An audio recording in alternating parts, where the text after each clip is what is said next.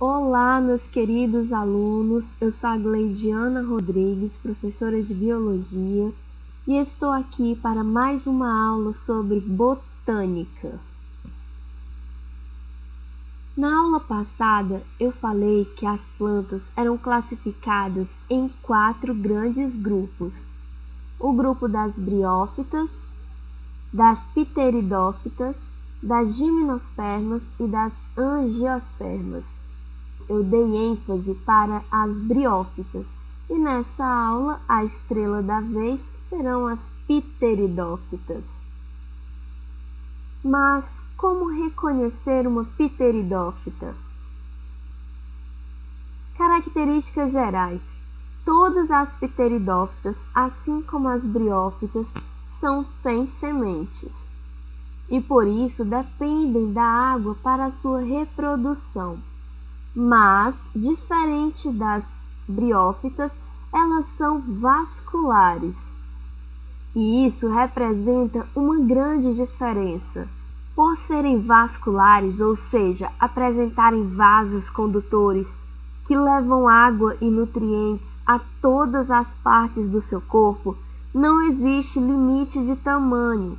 Por isso, existem pteridófitas pequenas, de médio porte, e muitas em um passado remoto foram gigantescas.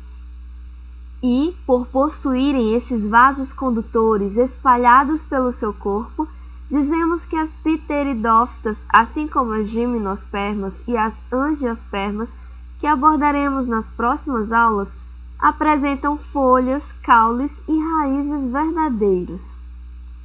E, como não tem sementes, não existe, por consequência, nessas plantas, nem flores e nem frutos.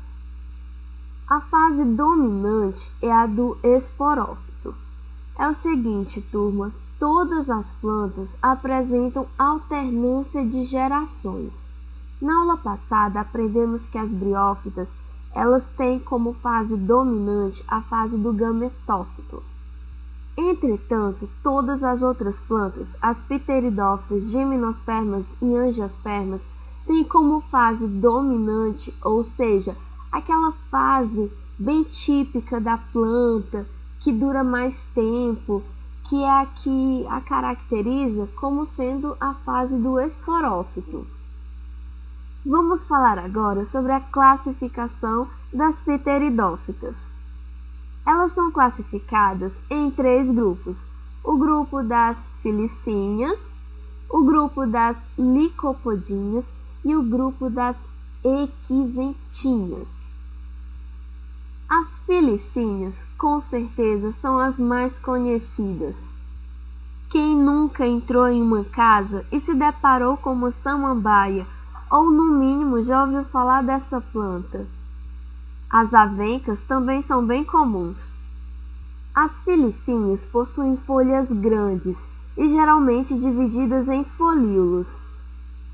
Folíolos são as subdivisões de uma folha, ou seja, que temos a folha da samambaia e essa folha se divide em estruturas menores. Essas estruturas menores chamamos de folíolos.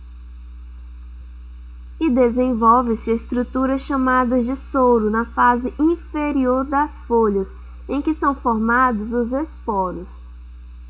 Como essa estrutura e essa são a fase dominante da planta, que é o esporófito, as samambaias e avencas irão produzir o que? Os esporos. E os esporos são produzidos aqui nessa parte inferior da planta. Quem tem essas plantas em casa, com certeza já devem ter visto essas estruturas nas folhas dessas plantas. O outro grupo de pteridófitas é o grupo conhecido como licopodinhas. Temos como exemplo a selaginella e também os licopódios.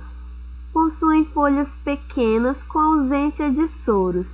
As folhas, localizadas nas extremidades dos ramos, abrigam as estruturas reprodutivas produtoras de esporos, chamadas de esporângios. Ou seja, enquanto nas filicíneas Os esporos são produzidos aqui, né, na parte inferior. Nas licopodinhas, os esporos são produzidos aqui, ó, na parte superior, nas extremidades das folhas. E por último, temos o grupo conhecido como equisentinhas. Na verdade, esse grupo de Pteridófita apresenta apenas um único gênero. É o gênero chamado de equisento, mas popularmente são conhecidas como cavalinha. Possuem folhas reduzidas a simples escamas. Os esporângios estão localizados no ápice do caule, organizados em estruturas semelhantes a um estróbilo. Aprenderemos o que é estróbilo na próxima aula, quando falaremos sobre as gimnospermas. Bom, agora eu vou explicar para vocês como ocorre a reprodução das pteridófitas, que, como todas as plantas, é através de alternância de gerações. Utilizarei como exemplo a mais conhecida das pteridófitas, que, no caso, é a samambaia. A samambaia, que é a fase do esporófito, ela é diploide. Aprendemos que seres diploides apresentam um par de genes para cada característica. Pois bem, gente, a samambaia, através da sua estrutura conhecida como esporângio, dentro desse esporângio vai acontecer a meiose e vai liberar esporos, que serão liberados no ar. Os esporos, eles, ao encontrarem um lugar adequado, irão germinar e se transformarão nos gametófitos. Então, pode dar origem a dois gametófitos. O feminino, que dará origem à oosfera, que é o gameta feminino, e o gametófito masculino, que dará origem ao anterídeo. O anterídeo, com auxílio da água, irá nadar até o arquegônio presente no gametófito feminino. E lá, encontrando a oosfera, irá fecundar e formará o zigoto 2N. O zigoto 2N irá originar o esporófito, tá aqui o esporófito crescendo, né? E se transformará na samambaia, reiniciando assim o ciclo. Bom, gente, para finalizar essa curta aula, eu falarei sobre 3 curiosidades relacionadas às pteridófitas. Primeira curiosidade, elas eram abundantes no período do Devoniano. É um período muito remoto, muito antes da existência dos dinossauros. No início, a Terra não tinha vida. Depois surgiram os primeiros lagos e mares, onde a vida provavelmente se originou e se desenvolveu. Quando surgiram as plantas mais simples, as briófitas, elas ficavam próximas a lagos primitivos.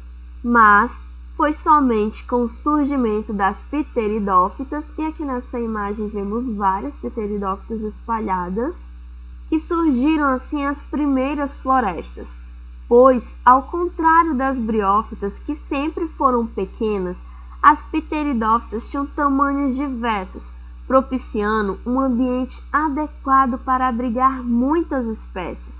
Assim, a vida fora da água se tornou mais viável.